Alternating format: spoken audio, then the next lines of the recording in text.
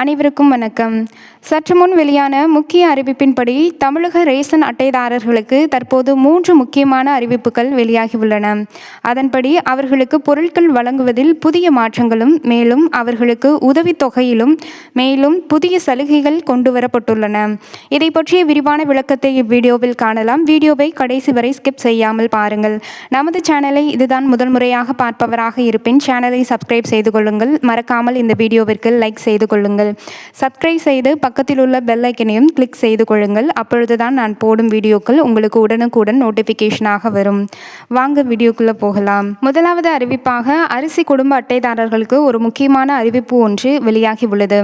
அதன்படி தமிழ்நாட்டில் பொது விநியோக திட்டத்தின் கீழ் குடும்ப அட்டைதாரர்களுக்கு ரேஷன் கடை மூலமாக அரிசி இலவசமாகவும், துவரம்பருப்பு, சீனி, கோதுமை, சமையல் எண்ணெய் உள்ளிட்ட அத்தியாவசிய பொருட்கள் மலிவு விலையில் வழங்கப்பட்டு வருகிறது.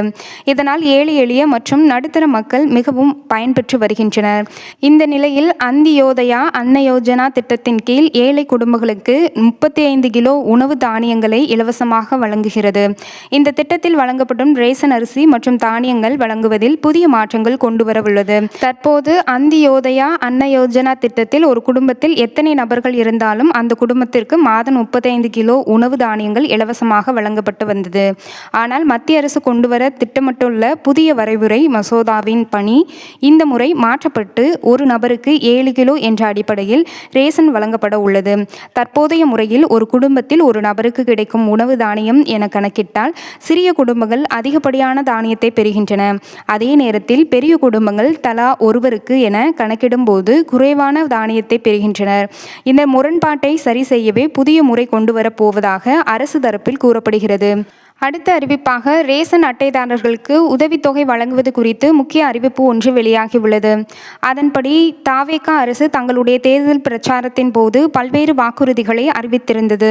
தற்போது மகளிர் உரிமை தொகை பெற்று வரும் 60 வயதிற்கு மேற்பட்ட மூத்த குடிமக்கள் புதிய மறுசீரமைப்பு நடவடிக்கையின் கீழ் முதியோர் உதவித்தொகை திட்டத்தில் மாற்றப்படுவார்கள்.